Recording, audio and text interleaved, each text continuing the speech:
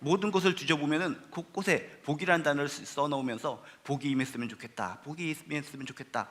누구든지 복을 원하고 갈망한다는 것입니다. 심지어 창문에다가 복보기를 붙이면서 복, 복, 복.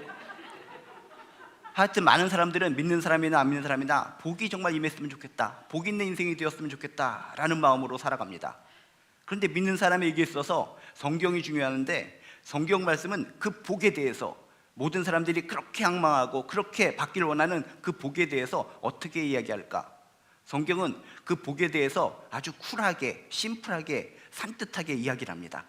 오늘 말씀에 보면 시편 112편 1절에 정말 이렇게 산뜻하게 복에 대해서 이야기합니다. 여호와를 경외하며 그의 계명을 크게 즐거워하는 자는 복이 있도다. 세상에 무수히 많은 사람들이 복을 찾기 위해서 별짓 엄청난 노력들을 해야 했는데, 성경이 보니까 아주 쿨하게 간단하게 이야기하고 있다는 것입니다. 복 있는 인생을 살아가려면 뭘 해야 된다고요? 여호와를 경외하며 그의 계명을 크게 즐거워하는 자가 되어야 된다는 것입니다. 여러분, 여호와를 경외하시고 하나님의 말씀을 크게 즐거워하는 진짜 복된 복의 주인공들 되시길 주님의 이름으로 축복합니다.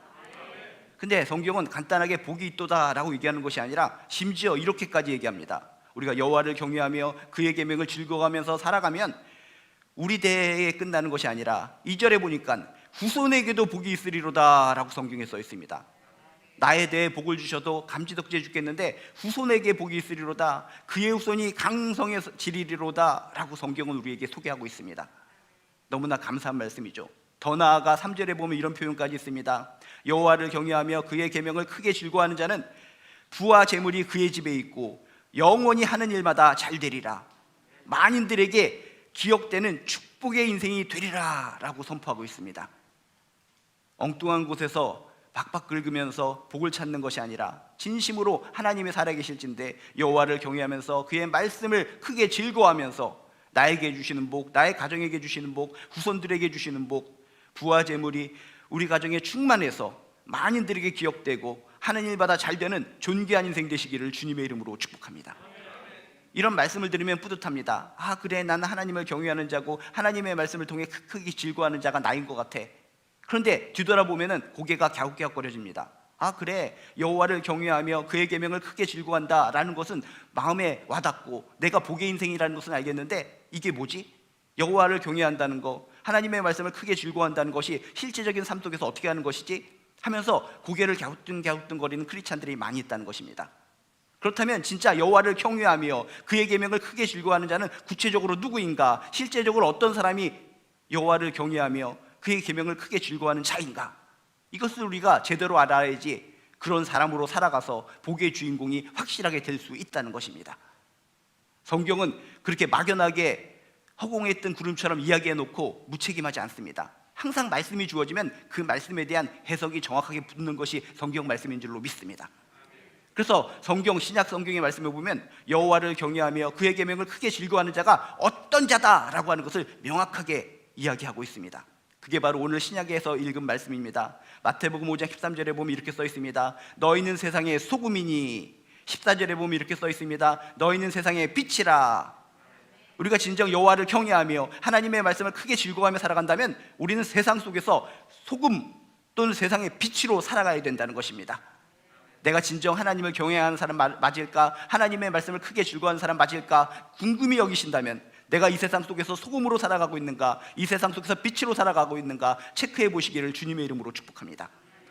근데 여기서 우리 짚고 넘어가야 될 포인트가 두 가지 있습니다. 하나는 소금과 빛이라고 생각하면, 아, 그렇구나, 내가 피땀 흘리고 노력을 해서 소금이 돼야 돼, 좀 열심히 스펙을 쌓고 열심히 노력하는 가운데 내가 정말 소금과 빛이 돼야 돼, 이런 생각 때문에 부담감을 갖는 사람들이 참으로 많이 있습니다. 근데 성경을 자세히 보셔야 됩니다. 성경은 너 노력해서 소금이 되거라, 빛이 되거라 라고 이야기하지 않습니다. 소금과 빛이라는 것은 인간의 노력으로 되는 것이 아니라 주님의 선포로 인해서 우리는 이미 빛과 소금이 되었는 줄로 믿으시길 주님의 이름으로 축복합니다.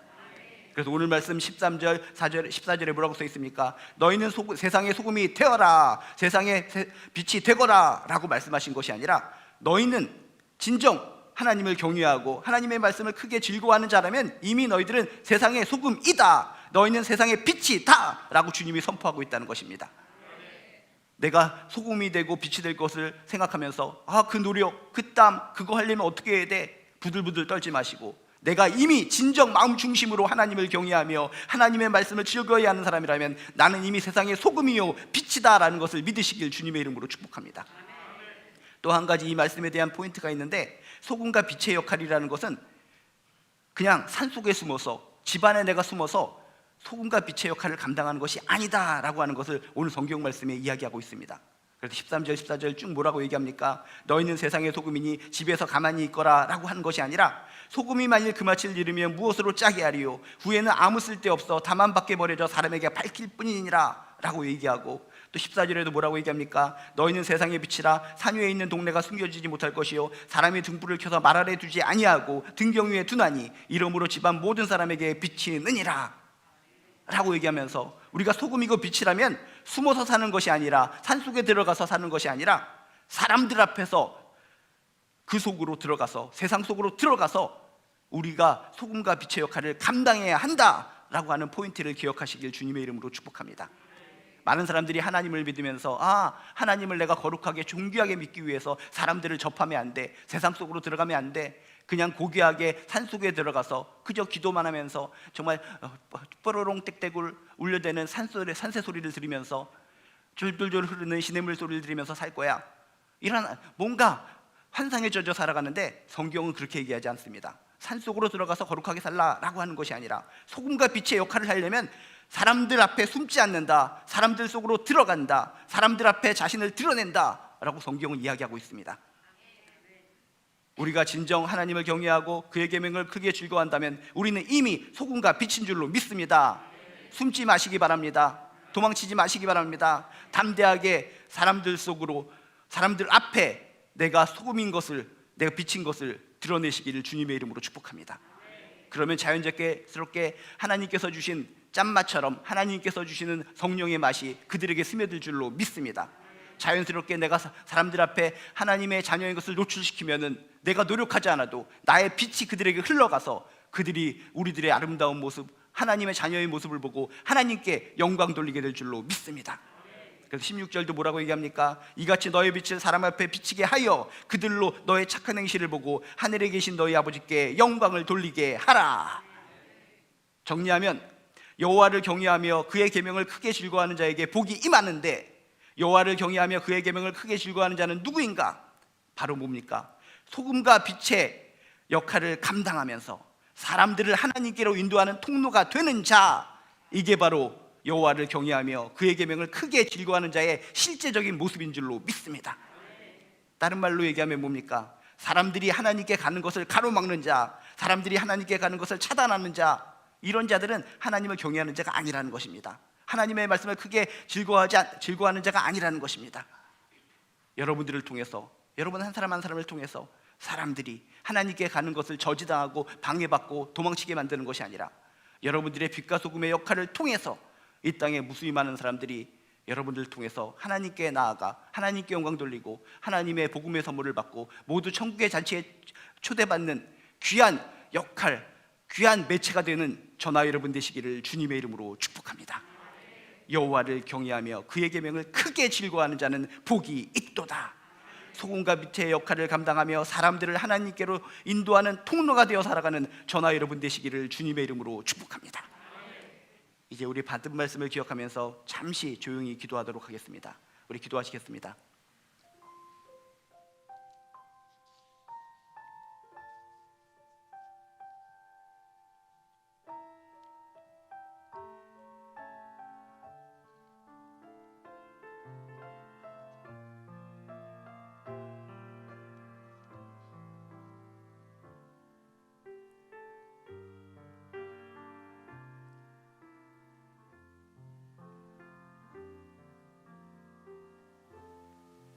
예수님의 이름으로 기도드립니다. 아멘.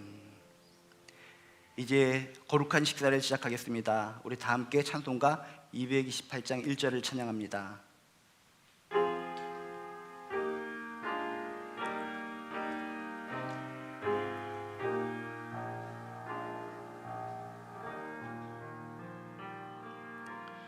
오 나의 주님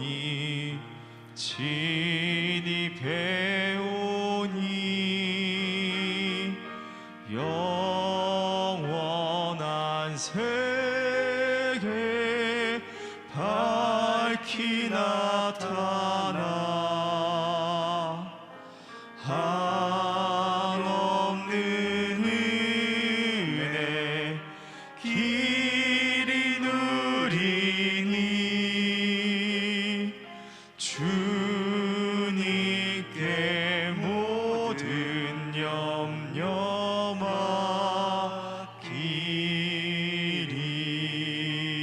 맡기리. 다 함께 교독하심으로 거룩한 식사를 시작하겠습니다. 성령의 충만을 덧입기 원하는 여러분을 이 거룩한 식사에 초대합니다. 이 식사에는 사랑의 교제와 진실한 화해와 성령의 능력을 함께 나누게 됩니다. 성부, 성자, 성령 삼위체이신 하나님, 감사와 기쁨으로 주님 앞에 나아갑니다. 거룩한 식탁을 통해 주님께서 여러분과 함께 하시길 바랍니다. 거룩한 식탁을 통해 주님께서 목사님과도 함께 하시길 바랍니다. 그리스도께서 약속하신 성령을 다시 보내사 복음의 기쁜 소식의 증인이 되게 하셨습니다. 성령의 충만함을 입어 거룩함과 의로움과 영생의 후사를 누리게 하셨습니다. 때로는 우리가 주님을 멀리 떠나도 주님은 언제나 우리를 사랑해 주셨습니다. 그렇기에 이 땅 위에 온 백성과 하늘의 거룩한 성도 또한 천사들과 함께 부활하신 주님의 이름을 소리 높여 찬양합니다. 주님께서 자신의 몸을 내어주시던 밤 떡을 손에 드시고 감사기도를 드리신 다음 떼어 제자들에게 주시며 말씀하셨습니다. 받아 먹어라. 이는 너희를 위해 내어주는 나의 몸이니 먹을 때마다 나를 기억하여라.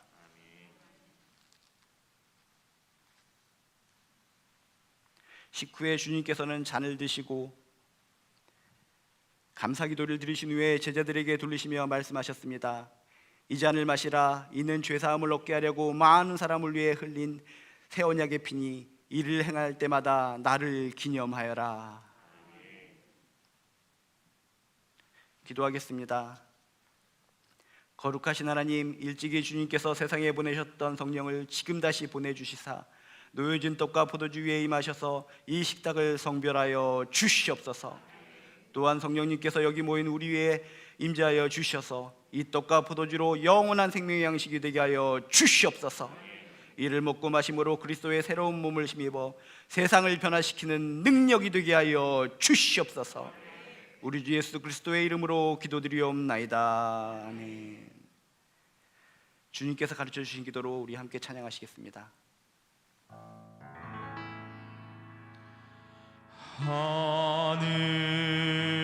하늘에 계신 아버지 이름 거룩하사 주님 나라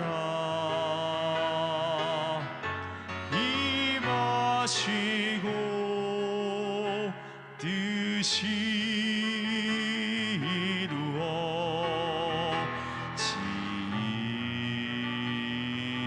이루어지이다.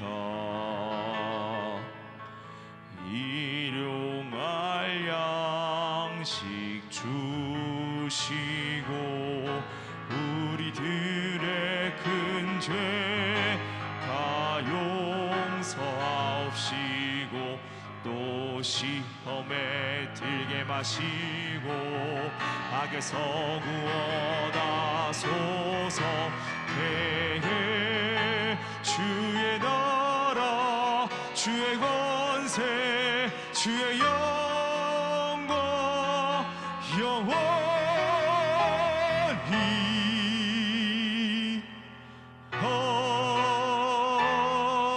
아멘.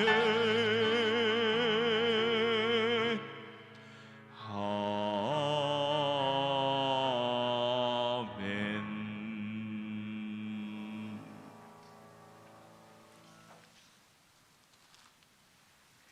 이 떡을 나눌 때 우리는 그리스도의 한 몸에 참여합니다.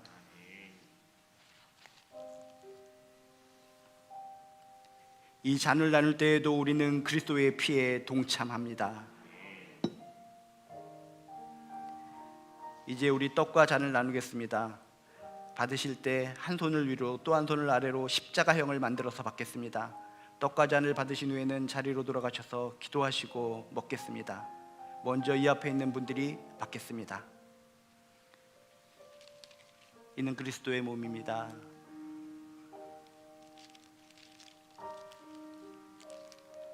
이는 그리스도의 몸입니다. 이는 그리스도의